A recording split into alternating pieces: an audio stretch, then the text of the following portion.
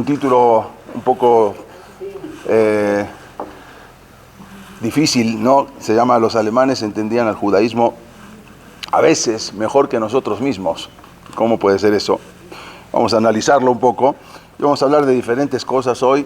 Algunos temas, quizás algunos lo saben porque los hemos mandado, los habíamos publicado. Pero bueno, vamos a empezar con esta clase.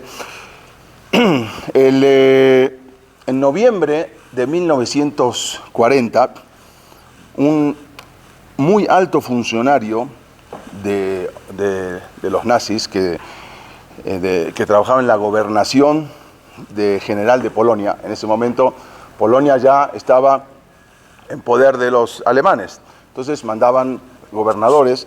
Se llamaba Otto Eschar, este señor, que incluso acá lo vamos a ver así se escribe su nombre.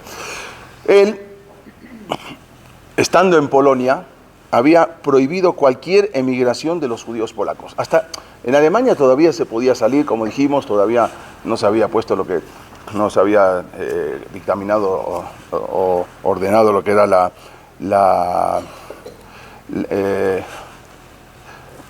muerte de todos los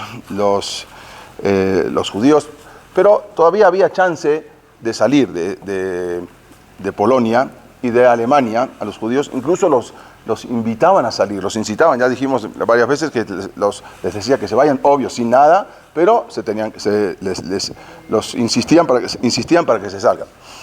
Todavía no se había puesto lo que se llama la solución final. Sin embargo, analizando la política que estaba en ese momento polaca, hasta ese momento decían, fuera todo lo que se pueda desechar. Esa era la política polaca, ¿no? Fuera todo lo que se pueda desechar, fuera los judíos, todo que se vayan.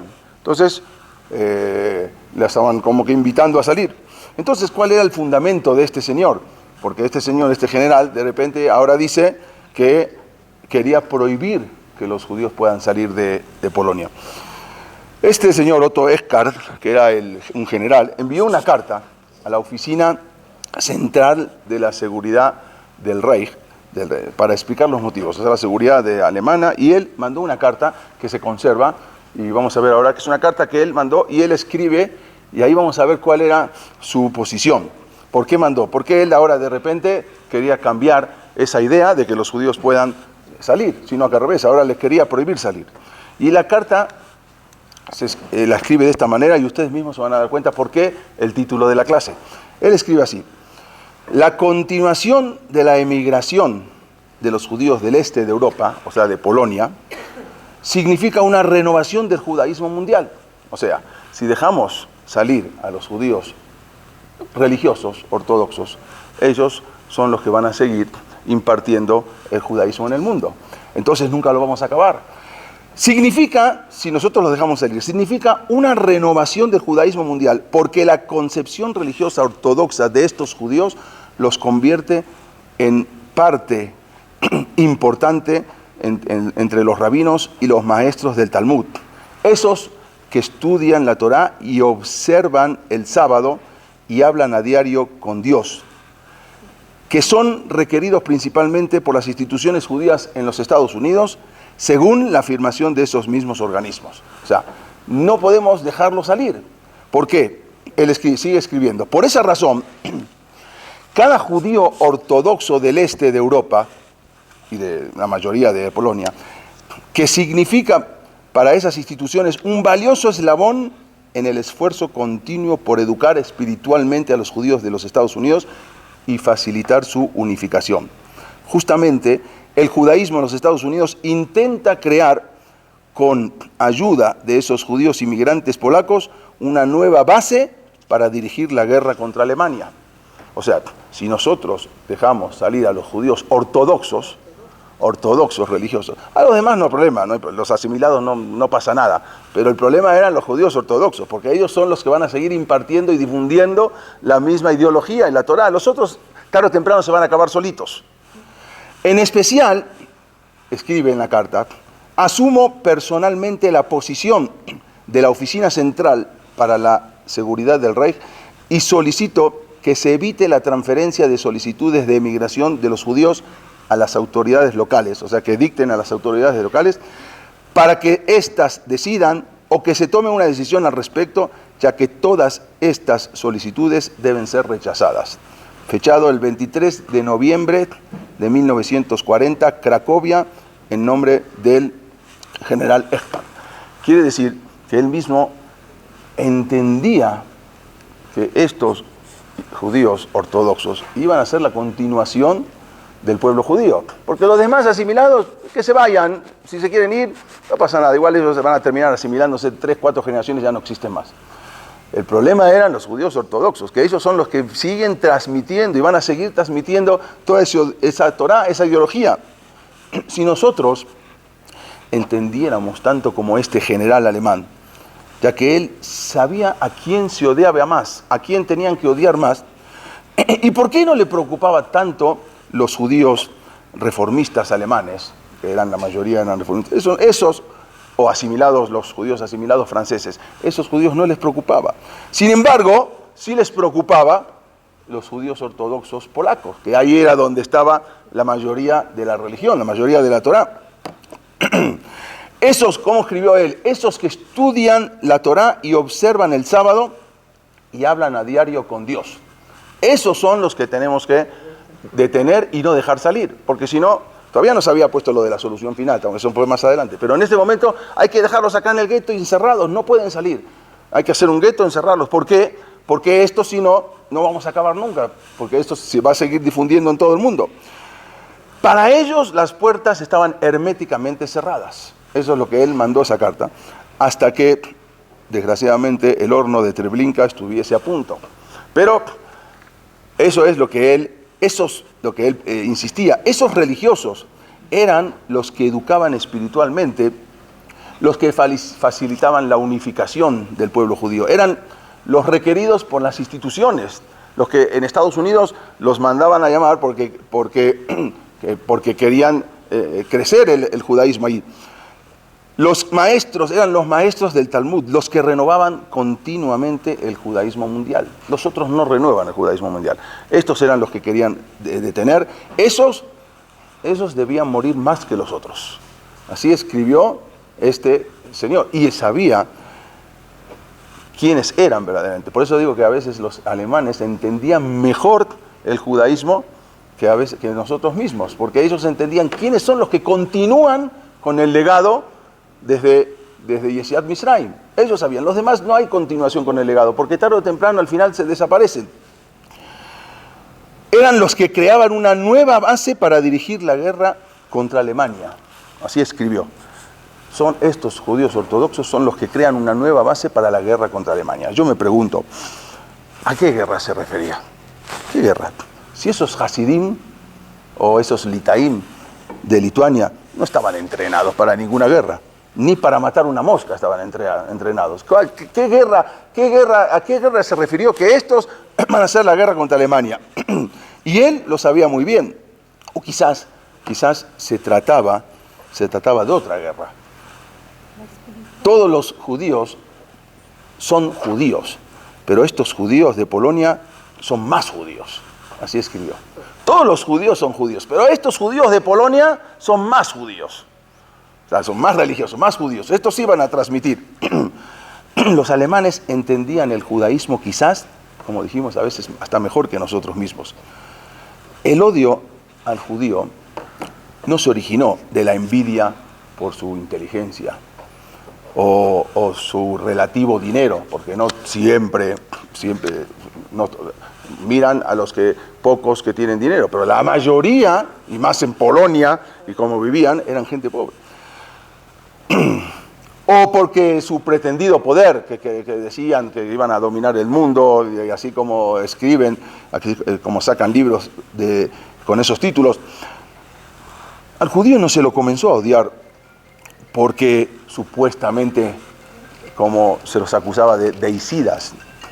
Acusar a una persona de deicidas es lo peor que hay. Deicidas quiere decir asesinos de Dios. O sea, no es que se los empezó a odiar a los judíos por deicidas.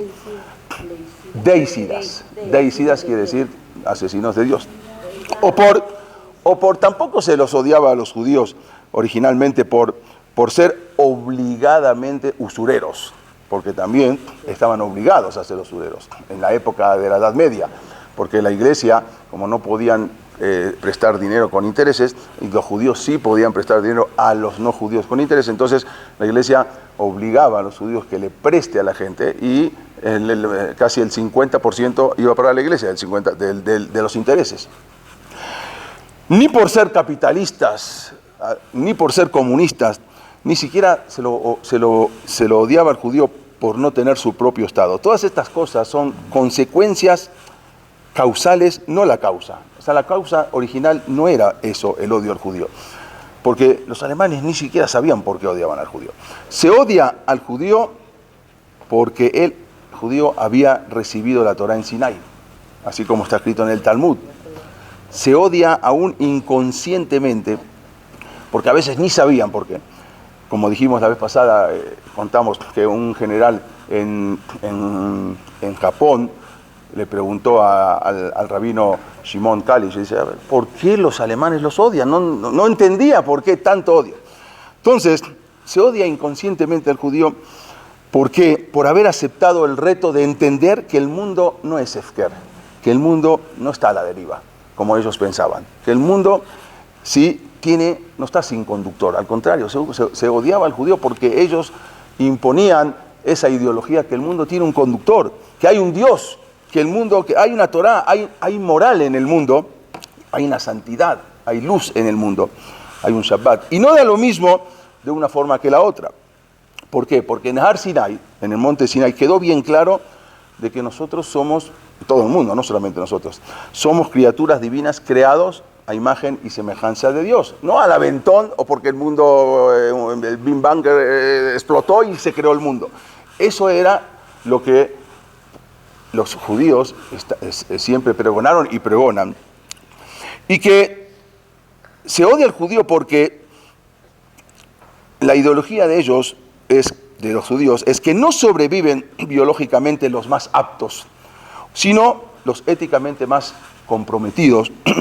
¿Sí? Y estas cosas no les caía bien a los alemanes ni a ningún pueblo, porque los alemanes entendían el judaísmo quizás, como dijimos, a veces mejor que nosotros. Ellos decían que, vamos a ver cuál era la ideología en lo que sigue un poquito más adelante, cuál era la ideología de Hitler, y una vez la dijimos, y Máximo Bicicrom, porque ellos entendían de que no, de que es la ley del más fuerte, así como en una selva, ¿sí? En una selva, aunque es el ecosistema y así tiene que ser, pero desgraciadamente como que es muy cruel que el animal siempre está buscando a otro animal para matar. ¿Por qué? Porque es la ley del más fuerte.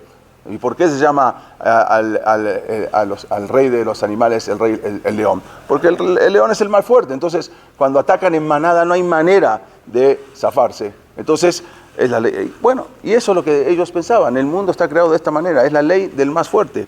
Y si ahora tenemos una raza aria y una raza mucho más fuerte, entonces así se maneja el mundo.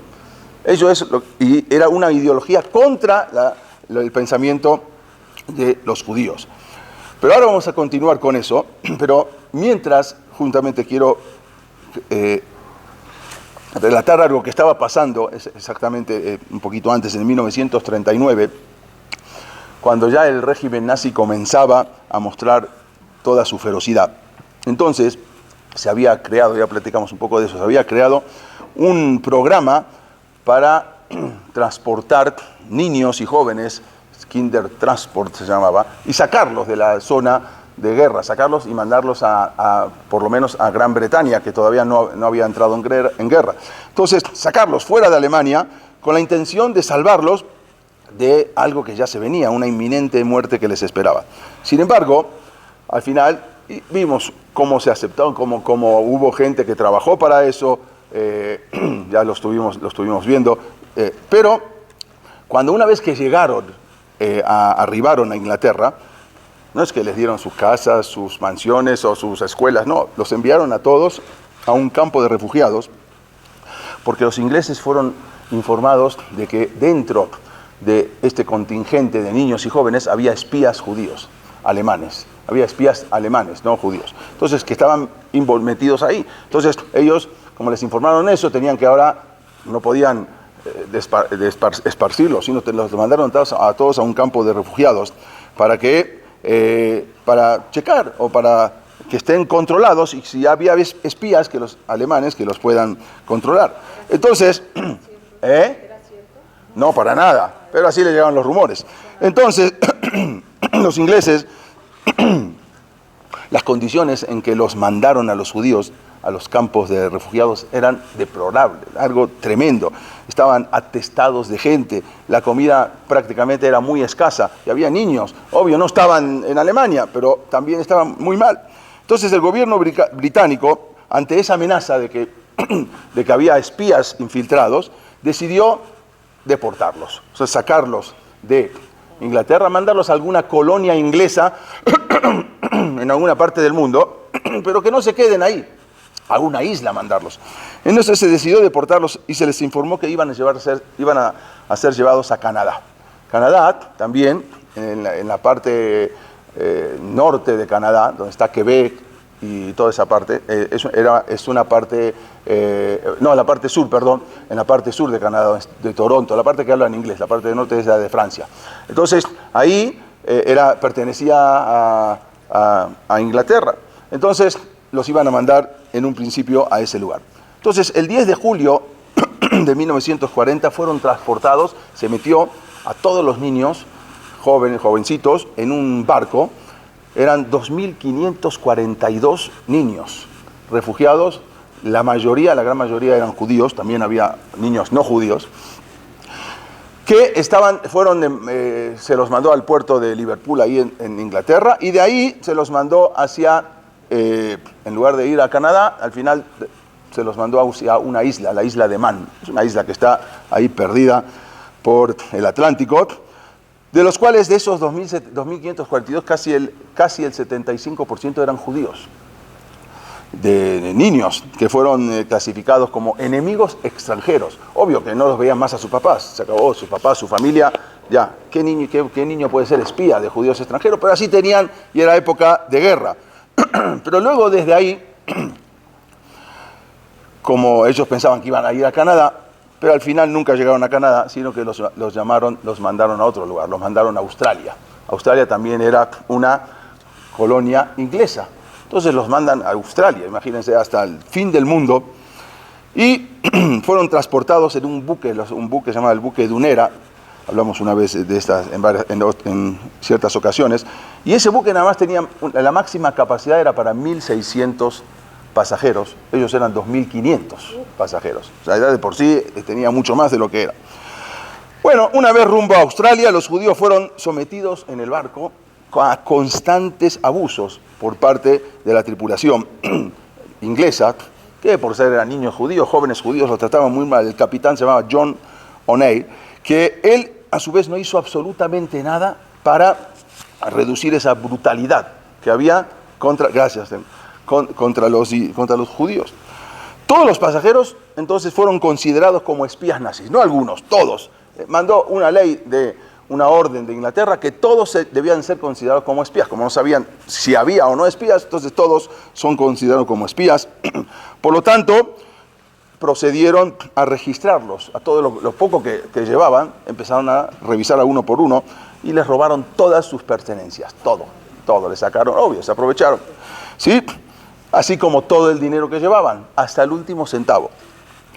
Y incluso las golpizas de los soldados eran un hecho cotidiano, porque ya se ensañaban con ellos. En una ocasión había un yudí, un niño, que trató de subir a las letrinas, arriba donde estaban los baños de la cubierta, pero era durante la mitad de la noche, y un guardián lo descubrió, y pero tantos fueron los golpes que le dio, que todo el resto del viaje se la pasó en el hospital del barco, de tantos golpes que le dio por querer subir al baño.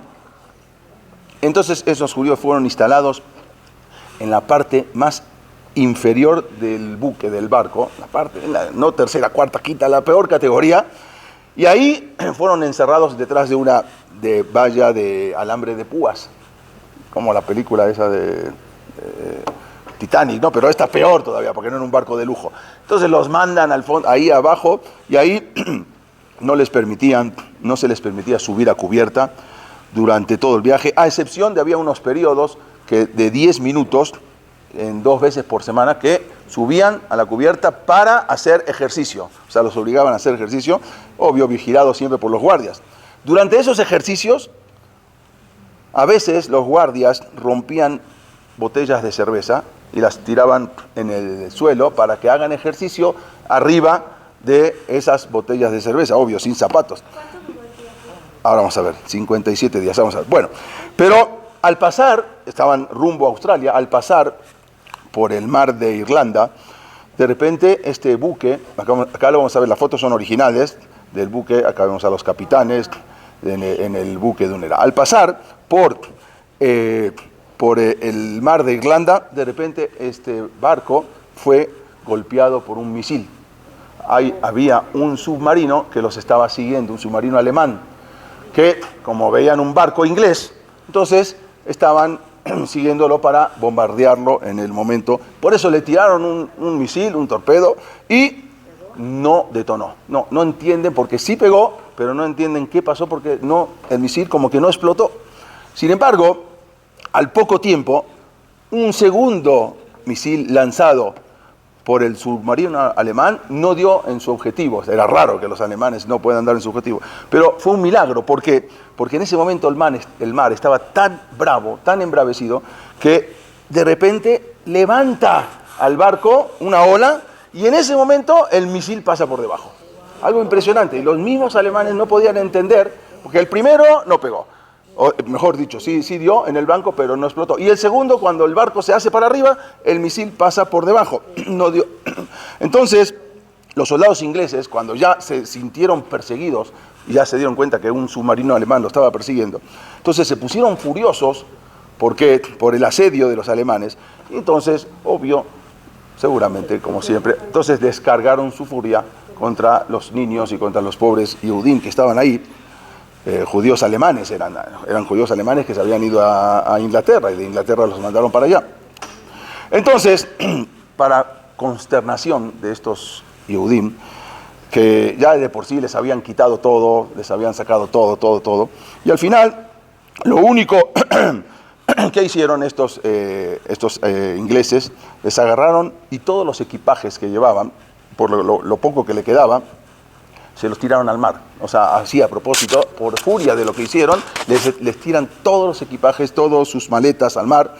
Y con esto ya perdían los últimos objetos que le quedaban de recuerdos o cartas, que eso no se lo habían quitado. ¿Para qué quieren? Entonces, las fotos, las cartas, los recuerdos, todo se lo avientan al mar. Y esas cosas que conservaban para mantener esos últimos lazos familiares, porque ya habían perdido papá, mamá, todo, hermano, todo, o sea, estaban solos. Y se los avientan todo al mar. Lo único que al final pudieron conservar fue la ropa sucia que llevaban. Es lo único. O sea, faltaba que nada más los dejen desnudos, pero lo único que conservaban eran su ropa que llevaban. No tenían ni cambio de ropa, nada. Resulta que el 6 de septiembre de 1940, después de un viaje de 57 días, en condiciones totalmente infrahumanas, desembarcaron en Australia. Llegó el barco a Australia, o sea, después del segundo misil ya no siguieron bombardeando el barco, no entendía nada por qué, pero bueno, se salvaron, llegaron, y para colmo todavía estos pálidos y débiles judíos, todavía de ahí fueron transportados en un tren, a 750 kilómetros de distancia. O sea, después de ahí todavía no los dejaron a donde llegaron, sino hacia el oeste de Sydney, y ahí los mandan a todos hasta que se vayan ahí en un campo de refugiados, porque también eran ingleses. Entonces hicieron lo mismo que los ingleses, estos también eran considerados espías, entonces los mandan ¿a dónde? A un campo de refugiados. En una ciudad, se llama una ciudad rural, de un campo de Hay se llama. Bueno, al igual que los británicos, como dijimos, los australianos también los consideraban le pusieron así, los catalogaron como posibles enemigos peligrosos. Pero, y así los tuvieron en un campo de refugiados, cuando después de eso los mandan, como dijimos, en un tren. Acá los vemos, estos son originales también, es como estaba todo cercado en un campo de refugiados en Australia, a 750 kilómetros del puerto donde llegaron. Pero Más adelante, ya en 1941, los japoneses habían atacado Pearl Harbor, cuando fue un ataque que no se esperaba. Y ahí entonces, ahí entró en guerra Estados Unidos, y ahí entonces necesitaban ya los mismos australianos, que también habían entrado en guerra, porque también los ingleses, entonces también ahora necesitaban gente, y había muchos jóvenes, entonces a muchos ya los dejaron salir para ponerles un traje de soldado y que ahora sirvan a la... fueron catalogados ya como extranjeros amistosos y por lo tanto los liberaron. Bueno, ahora cuando conviene. Aproximadamente de ahí 1000 de los que iban, de todos los judíos que iban ahí, 1000 fueron enlistados en el ejército australiano. Bueno, y ahí después, más adelante, cuando se dieron cuenta que eran leales, después más adelante le otorgaron la nacionalidad. Pero en agosto de 1940, incluso en esa época, había un diputado inglés, se llamaba Víctor Cazalet, dijo así: francamente, después que supieron lo que pasó en Inglaterra, francamente no me voy a sentir feliz ni como inglés ni como partidario de este gobierno hasta que se haya limpiado y reescrito toda esta página de nuestra historia. O sea, porque se enteraron cómo habían tratado y todo lo que pasó. Posteriormente también juzgaron en la corte marcial al oficial del mando del barco, los mismos ingleses, porque también Winston Churchill había dicho, este hecho lo consideró como un error deplorable de lo que habían hecho. Bueno, juzgaron al oficial de mando, al teniente, quien en verdad lo reprendieron severamente y fue destituido de su cargo, ya nunca más por lo que habían hecho. Y a otro también oficial lo pusieron a 12 meses de prisión y después los dieron de baja. Pero lo más sorprendente de todo fue un milagro que Boreolam Hashem había hecho sin que nadie se dé cuenta. Porque lo que habían pensado que había sido una tragedia, no fue una tragedia. Porque más adelante, cuando terminó la Segunda Guerra Mundial, empezaron a recopilar datos acerca de esta historia, acerca de este barco, y salió a relucir todo, se hizo público, y encontraron un diario, el diario del comandante a bordo, o sea, el general de a bordo del submarino.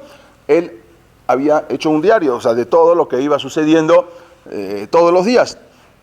Y ahí figuraba también que habían mandado un misil, que habían bombardeado el barco. Y ahí, en el diario del capitán, que estaba registrado con puño y letra, ahí figura cómo el submarino lo fue siguiendo y siguiendo desde Inglaterra.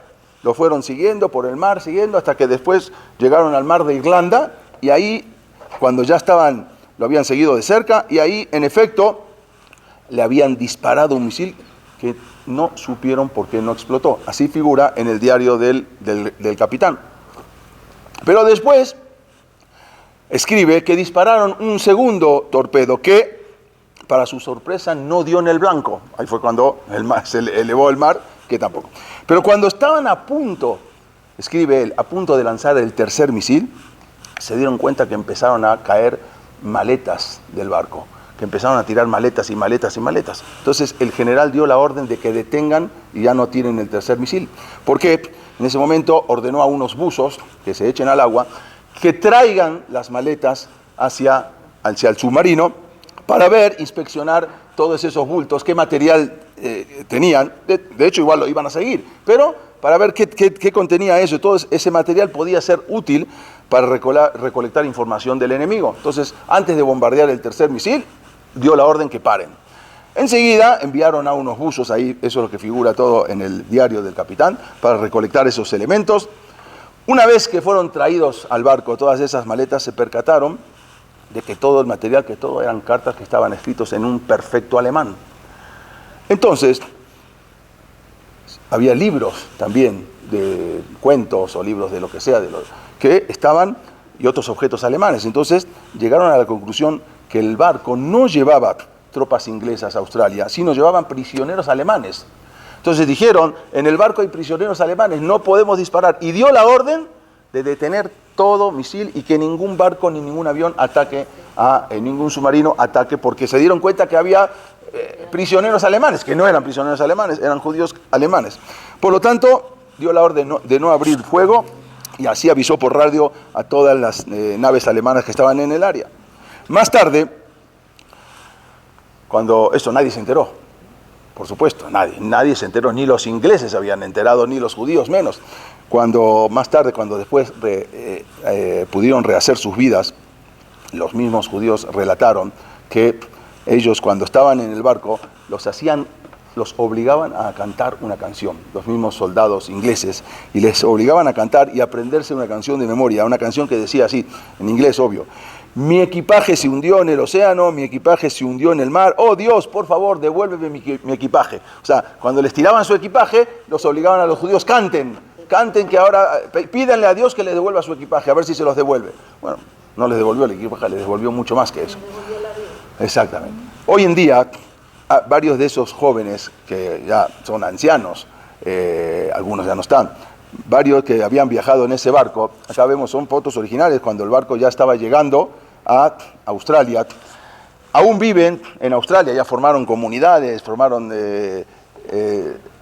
y acá los vemos, algunos de los pasajeros del barco Dunera, en una fiesta que habían hecho hace varios años, hoy en día son, bueno, hasta hace unos años eran miembros activos de la comunidad judía de Melbourne y de Sydney, estos judíos, y todos los descendientes siguen viviendo en Australia. De esa manera, al final, lo que estos pobres oprimidos judíos sufrieron, después de todas esas vejaciones, después de todos esos tratos que fueron objeto de esas humillaciones, que le tiraron sus últimas pertenencias al mar. Imagínense, después de todo, le avientan todo lo único que quedaba, sus recuerdos se los avientan al mar, que eran las últimas pertenencias, los últimos recuerdos. En realidad esto no fue más que un milagro de Dios, que gracias a que le tiraron las maletas, los alemanes no bombardearon el tercer misil, y eso fue lo que los salvó. A veces no entendemos, y eso es lo que dijimos al principio, ¿dónde estuvo Dios durante el holocausto? No, Dios fue el que hizo el holocausto. Vamos a ver cosas trágicas, pero vamos a ver cosas que si no fuera por la mano de Dios no se hubiesen salvado. Que de todos estos, y a veces esos milagros son milagros que uno a simple vista no los ve, y esto salió mucho después de acabada la guerra, después de que encontraron de casualidad el diario del capitán. Si no hubiesen encontrado ese diario, hasta ahora nunca se hubiese sabido ni nada. Lo increíble fue que no mucho tiempo después, cuando el barco ya iba de regreso, después de un tiempo, los alemanes sí bombardearon el barco y lo destruyeron. El barco estaba hecho exclusivamente para salvar a los judíos. Así como habíamos contado que ese Bet Knesset, esa sinagoga en Shanghái, que fue exclusivamente hecha para poder contener a toda esa yeshiva de Bir, y cuando terminó y se acabó la guerra, ya no tenía por qué estar construida, aunque es un Bet Knesset, y pasaron unos años y después lo destruyeron para hacer un edificio ahí. Lo mismo acá, a veces son cosas que uno no entiende para qué se hizo. Bueno, acá se hizo, el barco terminó, ya no sirve, ya no tiene más cabida en este mundo, y se termina, y se acaba la vida de eso. Estos son algunos de los sobrevivientes que habían viajado, bueno, ya de más grandes, en este barco, el barco Dunera.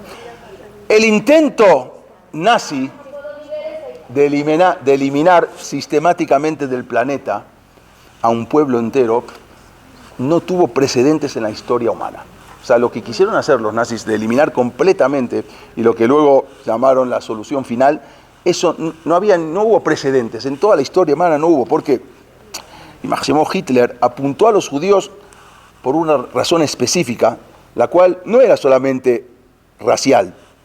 La eliminación de los judíos tenía un estatus único en el plan maestro de Hitler. ¿Por qué?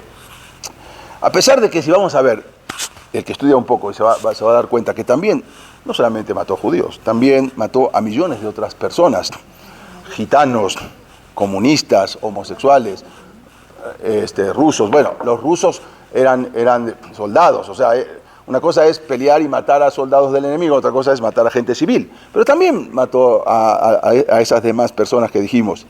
Pero con todos esos grupos hizo excepciones, tanto con gitanos, tanto con comunistas, homosexuales también, él había hecho excepciones, pero el único grupo que no hubo ninguna excepción fueron los judíos. Todos tenían que morir. Ese era el plan maestro que tenía Máximo Hitler. La solución final, que acá vemos el escrito, que fue un escrito secreto en la conferencia de Wannsee, que de por sí se tenía que haber sido en noviembre, diciembre, pero al final se pasó, porque justo fue el problema del bombardeo de los japoneses a los americanos, entonces se pasó para el 20 de enero de 1942, tenía que haber sido en diciembre de 1941, en noviembre de 1941, se pasó la famosa conferencia de Wannsee, que era un lugar secreto donde se reunían en un castillo, en una mansión, se reunieron los jerarcas más importantes nazis para ver cuál sería la solución final. Entonces, ahí fue que se determinó, este es el escrito de la solución final que se había determinado. Estos son los que se reunieron ahí para determinar eso, lo que llamó la solución final. La solución final trascendió los confines de la historia moderna, o sea, nunca se vio algo parecido. Nunca en la historia moderna un pueblo había considerado al aniquilamiento total de otro solo por su ideología. Amén. Por guerras puede ser, pero por su ideología nunca un pueblo, nunca en la historia se vio que el aniquilamiento total de otro, ni siquiera dejarlos que se asimilen o dejarlos que se conviertan. No había oportunidad. O sea, nunca en toda la historia, Amán, sí, exactamente Amán, pero vamos a ver que sí, pero era una, igual son del mismo, Amalek, vienen de lo mismo, pero exactamente, pero hay una pequeña diferencia, pero acá nunca en la historia se vio algo de esta manera, solamente por su ideología, no porque salían a pelear. Claro, cuando uno sale a guerrear, entonces tiene que pelear y bueno, ahí es una guerra, pero acá no. En la historia, en verdad, se han registrado terribles masacres, se han registrado destrucciones que un pueblo le hace a otro, pero sin embargo, este es el lugar, el Wannsee, donde se reunió. Sin embargo, por más crueles que hayan sido, siempre fueron, todas las aniquilamientos, las masacres, siempre fueron en función de un objetivo. Siempre había un objetivo. Se hace una masacre por tal motivo, por tierras o por lo que sea. Siempre fue un medio, ¿sí?, para el fin. No fue el fin en sí mismo. O sea, cuando hubo masacres, aniquilamientos, no sé, los turcos con los armenios, ¿sí?, siempre hubo un motivo, ¿sí?, y ese era el medio para poder llegar al fin. Pero la eliminación de los judíos no era un medio para un fin, sino era un fin en sí mismo. El fin en sí mismo, no había un medio para llegar al fin, no, el fin es no había medio. El medio era cómo lo matamos, pero el fin en sí mismo era la destrucción. ¿Cuál era el objetivo? ¿Cuál era el objetivo de Hitler? Él mismo lo explicó en sus escritos y en sus discursos. Adolf Hitler, él creía, y esto es la base de todo el odio, que antes de la aparición del monoteísmo, de lo que es la perspectiva judía, el mundo funcionaba de acuerdo con las leyes de la naturaleza. O sea, él sostenía que el mundo funciona como funciona la naturaleza, como es la evolución. Se llama la supervivencia del más fuerte. Y esa es lo que él entendía. Y así era antes antes de Abraham Avinu, antes de que se cree el monoteísmo. El fuerte sobrevive y el débil debía morir.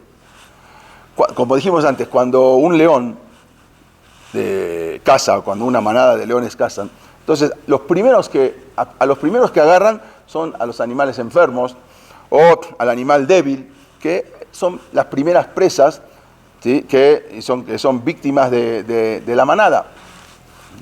Bueno, incluso entre paréntesis, ya que estamos en esta imagen, acá vemos cuáles eran las fases de la solución final. Primero era Alemania, protectorado, después se pasaban a Rusia, Ucrania, Bielorrusia, luego era el norte de Francia, Grecia, Bélgica, Holanda y Luxemburgo. En cuarto lugar era Rumania, Hungría, Eslovaquia, Croacia. Así eran las fases de la solución final. En quinto lugar, ¿sí?, Italia, Bulgaria, Finlandia, luego pasaban a Noruega, Dinamarca, luego a los países neutrales. O sea, todo este era el programa que tenían, de acabar con los judíos que vivían en España, Portugal, Suecia, Suiza, Irlanda, Islandia y Turquía. Luego ya iban a pasar a Japón, y ahí que también eran aliados, y también vimos la semana pasada como querían hacer también una masacre en Japón también.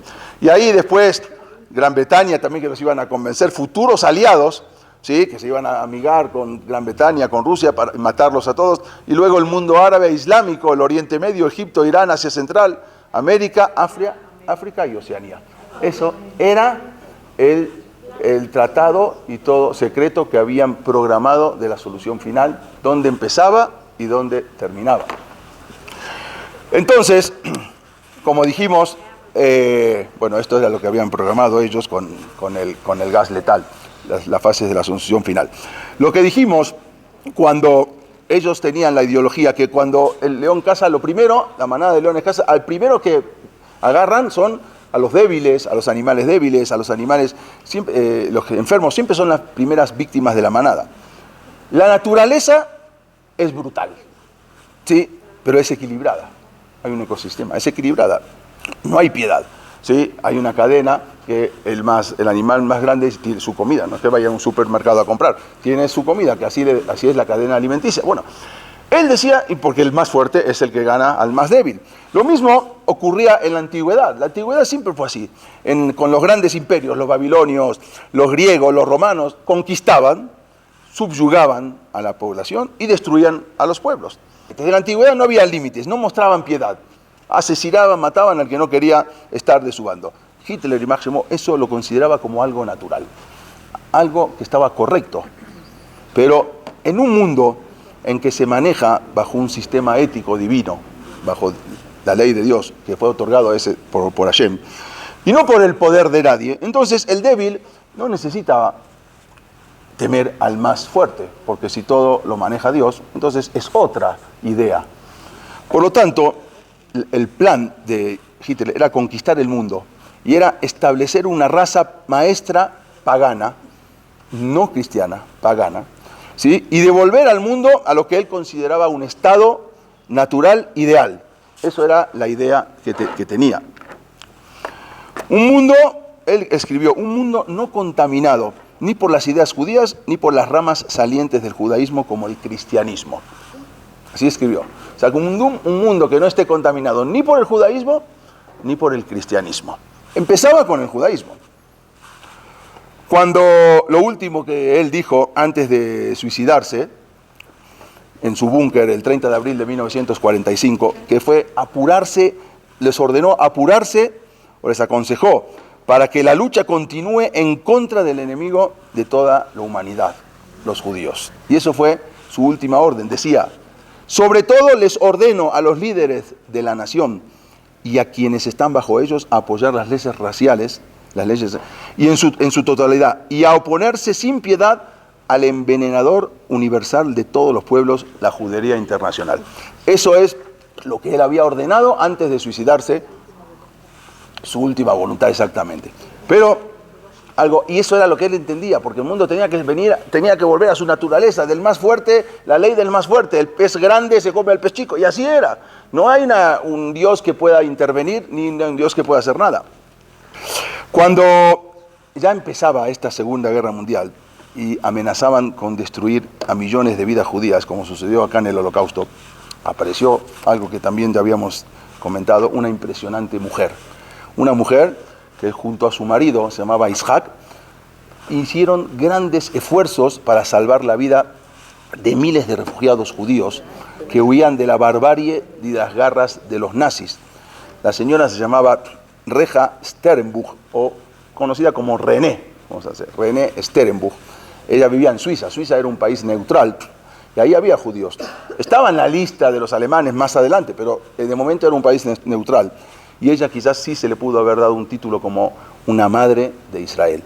Porque durante esos años terribles años, que esta mujer, René Sterenbuch, hizo todo lo posible para salvar la vida de los judíos que huían de Europa y los metían, obvio, no se podía meter judíos a Suiza, los metía sin que se den cuenta, o sea, pero no había manera de meter, de que si no todos se iban a Suiza y se salvaban, porque Suiza era un país neutral, pero no podían uno que no sea ciudadano de ahí. Entonces, el objetivo siempre era llegar a los que estaban cerca, tratar de cruzar la frontera de Alemania y Suiza y meterse, y ahí ella les daba un hogar, les preparaba, incluso los ubicaba con gente que vivían en Zúrich, en muchos lugares, les proporcionaba personalmente comida, albergue para sus refugiados y los huéspedes judíos, muchos de los cuales se quedaron ahí durante toda la guerra, hasta que finalizó la guerra, pues tampoco se podían ir, era fácil irse a los lugares. Estos son uno de los Yehudim que están ahí, nada más para que sepan, este que está acá, estos son otros judíos refugiados también que ella los salvó. Este que está acá es el Rab Steinman, el Rab Aaron Lev Steinman. Este es el de acá. Y este que está acá es el Rab Moshe Soloveitchik, que después se quedó como rabí, el hijo del Gaón del Chaim Bibrisk, y él se quedó como rabino después en Suiza. Pero este que está acá es uno de los que salvó, el Rab Steinman, bueno, que no tiene mucho, que falleció.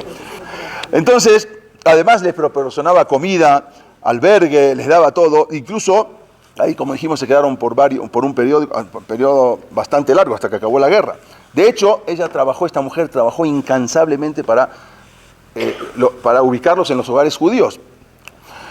Los Yehudim incluso recibían instrucciones de las rutas y puntos de encuentro para poder ingresar, o sea, ilegalmente, ¿sí?, como mojados, vamos a decir, a Suiza. Entonces ella se encargaba y organizaba todo para ver por dónde se metían a Suiza. Y les proporcionaba ahí un lugar seguro. En 1938, ella, todavía un año antes de que empiece la guerra, ella estaba embarazada y ya los judíos muchos se escapaban, pero no podían entrar a Suiza. Ella muchas noches las pasó en el bosque, cerca de la frontera con Austria, para poder pasar de contrabando a refugiados judíos que estaban siendo rechazados por la policía fronteriza suiza, porque los policías suizos no los dejaban ingresar. Entonces ella no sabía lo que era el miedo. No había miedo cuando la vida de un yehudí está en peligro. Una noche de invierno, que uno de sus contactos le informó que había un grupo de mujeres y niños judíos que fueron capturados por la policía suiza. O sea, los encontraron y la policía suiza se los entregó a la Gestapo. O sea, entonces ya no habíamos, ya ellos los capturaron, los agarraron y se los entregaron a los alemanes cuando querían disponerse para cruzar ilegalmente. Entonces, los suizos los regresaban, a todos los judíos los regresaban a los alemanes. Este contacto, que era un contacto suyo, entonces le informó que ya nada se podía hacer. Si estarían en la policía, detenidos por la policía suiza, quizás podían hacer algo, pero ahora ya los entregaron a la Gestapo, no se podía hacer absolutamente nada. Ya habían sido entregados y era casi imposible que un judío pueda regresar vivo después de caer en manos de la Gestapo. Entonces, René Sterenbuch se dispuso a presentarse ante el oficial. Dijo, yo me voy a ir a presentarse y le voy a decir que me los devuelva. Estás loca, ¿cómo vas a hacer eso? Le dijeron que no solamente que no lograría liberarlos, sino que aparte, ella misma se iba a poner su vida en peligro. ¿Cómo? La van a agarrar también a ella. Aunque sea suiza y aunque tenga pasaporte suizo, pero igual la van a agarrar. Y ella, aparte, era una tierra llamada la tierra de nadie, porque era una tierra saliendo de Suiza, una tierra que no pertenecía prácticamente a nadie, y ahí podían hacer cualquier cosa, la podían matar. Ni, sin embargo, nada de lo que le dijeron podía convencerla, no había manera de persuadirla. La señora Sterenbuch ignoró todas esas advertencias, se dirigió hacia la frontera alemana, suiza-alemana, en la oscuridad de la noche, y justamente en esa tierra, la tierra de nadie. De repente se escuchan disparos. Ella estaba sola, no venía con más gente. Y una voz le grita, ¡alto! Obvio, eran los alemanes, eran la guardia alemana de la frontera, que estaban acompañados incluso por feroces perros, y siempre iban acompañados por perros. Le gritaron, ¿qué está haciendo usted ahí? Y ella dijo, quiero hablar con su jefe, quiero hablar, por favor, con su general. Por favor, lléveme con ellos. Los guardias seguramente tenían que haber estado totalmente sorprendidos por la presencia, porque de esa mujer, una intrépida mujer, porque la llevaron con el oficial, no la mataron ahí. O sea, se sorprendieron de ver a una mujer que de repente se les enfrente y le diga, quiero... No podían entender, algo tiene esta mujer. Entonces la llevaron con el oficial. Una vez que se paró frente al oficial, un oficial se veía como sádico, cruel, con un perro gigante sentado junto a él, enormes colmillos. Entonces, en ese momento el nazi, que era el general ahí, el comandante, le preguntó, ¿qué quiere? O sea, le preguntó todavía, ¿qué es lo que quiere? ¿Para qué viene acá? Y ella le dijo, ante todo, yo soy ciudadana suiza. Y estos judíos que usted tiene detenidos vinieron a mi país bajo mi iniciativa. Por consiguiente, yo soy la responsable de su seguridad y vengo a solicitarle que me permita llevármelos a Suiza. De lo contrario, si no me los entrega, yo me voy voluntariamente con ellos. Pues, obvio, váyase voluntaria seguramente, que me está amenazando que se va a ir voluntaria. Pero el rostro del general de la Gestapo estaba rojo de furia. No podía creer de la audacia de esta mujer. ¿Cómo una mujer puede presentarse y decirme eso? De repente se quedó en silencio en ese momento en la oficina, no se oía nada. Y entonces sucedió algo increíble. Mandó a llamar el general a sus soldados y le ordenó que manden a estos jóvenes, a estos niños con esta mujer, que se vayan con ella, con la mujer, inmediatamente con sus 12 judíos, antes de que cambie de opinión. Váyase de acá y lléveselos. Nadie entendía qué pasaba, algo insólito. ¿De dónde sacó ese coraje esta mujer para estar parada y hablar con tanta seguridad, ¿sí? En voz alta frente a este general alemán? ¿Cómo puede ser? Y se los llevó, los salvó a todos. Las actividades de la mujer, de ella y de su esposo, no se limitaron solamente a los refugiados, sino que también intentaron detener el asesinato en masa de los judíos. Ellos fueron los que mandaron, los que primero avisaron al mundo de las intenciones de los alemanes, que todavía no se sabía, de que mandaron un informe, se llama el cable Sternbuch, es un informe que mandó al Ba'ath Hatzalah de Estados Unidos, era un comité de rescate, avisando que los nazis tenían la intención de matar a todos los judíos antes de fin de año con el gas venenoso. El primer informe que se dio al mundo a conocer fue un informe de ella, que de acuerdo a sus contactos le habían pasado. Ella estaba exactamente el día de su bar mitzvah, el día del bar mitzvah de su hijo, un Shabbat. Estaba en el Knis, en el Bet Knesset, y de repente se enteró, le llegó un aviso de que los judíos franceses, ya había dominado Alemania y Francia, y que ya estaban programando para llevarse a todos los judíos franceses a los campos de concentración. Inmediatamente se retira del bar mitzvah de su hijo, se sube a un tren, era mujer religiosa, obvio, para salvar la vida, se sube a un tren y se va a Francia, y apenas llega empieza a distribuir visas, que también tenía contacto de ellas, tenía visas suizas, y dinero a los judíos que más podía, a los judíos franceses. Era una mujer ortodoxa, obvio, Shabbat no podía viajar, pero en este caso, cuando es para salvar la vida humana de alguna persona, todos los mandamientos de la Torá quedan prácticamente anulados. Sin embargo, más adelante los nazis la descubrieron. La descubrieron en un momento y entonces la interrogaron y fue arrestada. La arrestaron y fueron enviada varias semanas a prisión, lo que provocó un aborto. Ella estaba embarazada, provocó un aborto. Y ella fue acusada de contrabando ilegal de judíos a Suiza y fue también acusada de adquisición de pasaportes falsificados, entre varios otros delitos. Querían que ella también nombrara a sus cómplices. ¿Quiénes eran sus cómplices? Pero se negó y hasta les preguntó: ¿de verdad ustedes esperan que yo denuncie a mis cómplices y yo les traiga más desgracias a ellos? Nunca me van a sacar un solo informe, ni un informe. Por falta de pruebas, al final había un juez y el juez desestimó todos los cargos en su contra. No solamente eso, sino que después el juez la llama a la oficina y le entrega un sobre. En el interior había una contribución de 100 marcos suizos para operaciones de rescate. O sea, el mismo juez ya entendía de qué se trataba y el mismo juez se apiadó. ¿Cuánto tiempo estuvo? Estuvo una semana. Bueno, en el interior, como dijimos, del sobre había dinero. Ella, en 1900, más adelante, ella siguió trabajando durante todos estos años para salvar judíos, salvó muchísimos, vamos a ver cuántos judíos salvó. En 1944, increíblemente, ella se contactó con el expresidente suizo, se llamaba Jean-Marie Musi, y él era un amigo cercano del jefe de las SS nazi, Heinrich Himmler. Se contactó con él, con este expresidente, y convenció al expresidente para que negociaran con Himmler ¿cuánto dinero quieres para que me empieces a mandar judíos? Estamos hablando de 1944.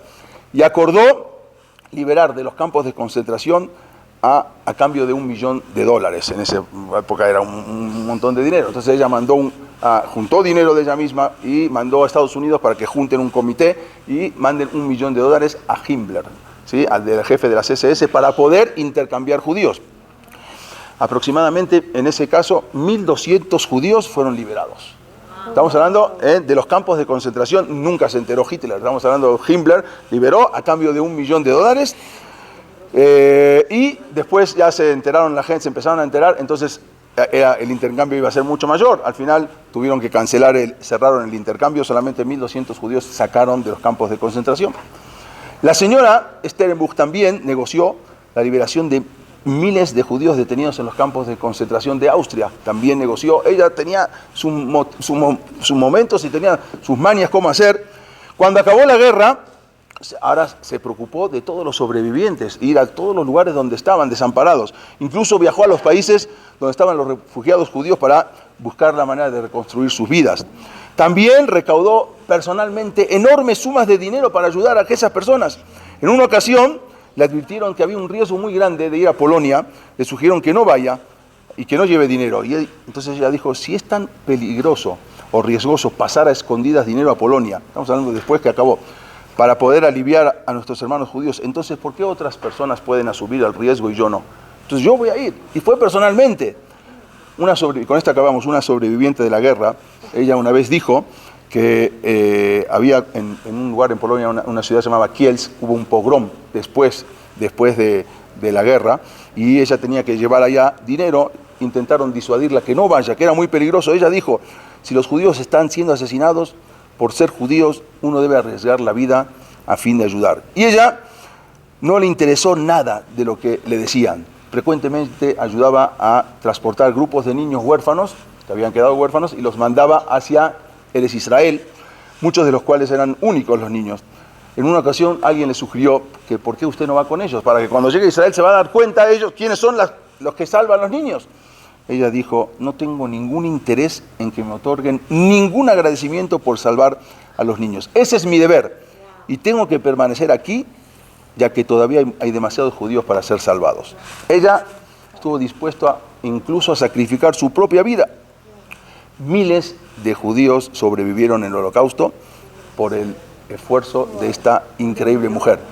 Por increíble que parezca, ella fue responsable de salvar la vida de 300.000 judíos. O sea, impresionante. 300.000 judíos salvó. Entre ellos, como dijimos, salvó a el que está parado a la izquierda, Rab Aaron Levi Steinman, y el que está sentado, Rab Moshe Soloveitchik, hijo de Rab Haim de Brisk. Los rabinos, que dijimos, muchos rabinos, no solamente, los descendientes de los judíos de René Sterenbuch, o de Reja Sterenbuch, salvó, ahora se cuentan por cientos de miles y miles de estos que ella salvó.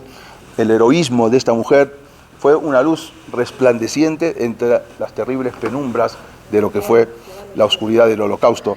Y esto es una impresionante mujer que salvó, obvio no está en Yad Vashem porque era una mujer judía. Impresionante, una mujer que salvó. Tenía muchos contactos de una mujer porque se los hizo. Para salvar a un judío buscaba todos los contactos. Era una mujer muy rica, obvio, era una mujer muy rica, o sea, con su esposo. Gracias a todos, la semana que viene vamos a continuar con la clase. Gracias a todas.